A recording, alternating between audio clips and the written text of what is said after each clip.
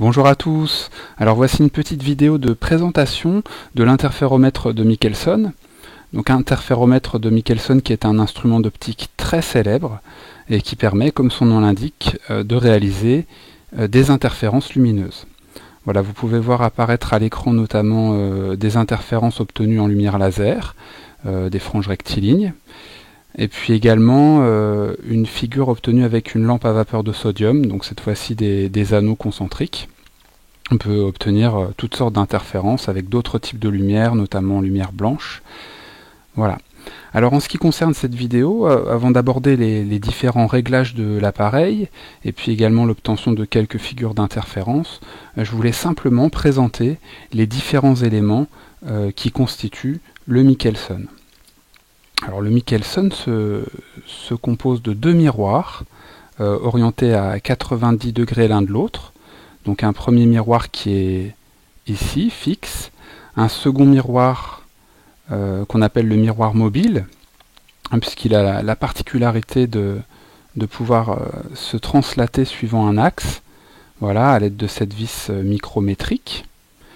On peut voir également sur cette photo deux autres vis qui permettent de régler l'orientation de ce miroir, qu'on va appeler le miroir M2.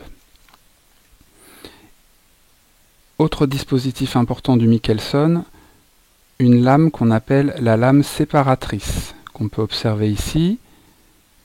Lame séparatrice qui est une lame de verre recouverte par une très fine surface de métal et qui est du coup semi-réfléchissante, c'est-à-dire qu'elle permet de ne laisser passer que la moitié du flux lumineux incident et elle réfléchit l'autre moitié dans des directions évidemment différentes.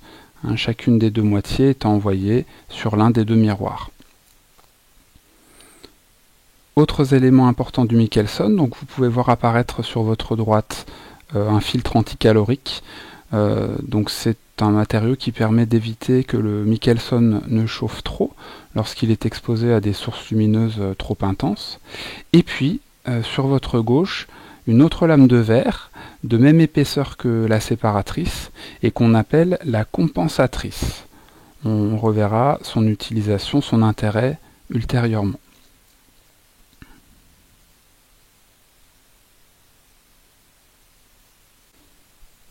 Voilà, en résumé, donc les différents éléments du Michelson à retenir. Un premier miroir, M1, fixe, un second miroir, M2, qui est mobile, une lame séparatrice et une lame compensatrice. Différents éléments que vous pouvez voir apparaître à nouveau sur cette photo. Le premier miroir se trouve ici, le second miroir à cet endroit, la lame séparatrice, la compensatrice. On peut voir également les différentes vis de réglage de l'appareil. Donc la vis ici, vis micrométrique qui permet de translater le miroir d'avant en arrière à des positions parfaitement connues. Deux vis ici de réglage grossier de l'orientation du miroir M2. Deux vis enfin de réglage fin de l'orientation du miroir M1. Et puis, chose qu'on verra dans une vidéo ultérieure, les vis de réglage fin de l'orientation de la séparatrice. Voilà, je vous remercie beaucoup pour votre attention. Je vous invite à regarder les vidéos suivantes qui concernent les différents réglages du Michelson ainsi que l'obtention de figures d'interférence. Merci à tous et très bonne journée.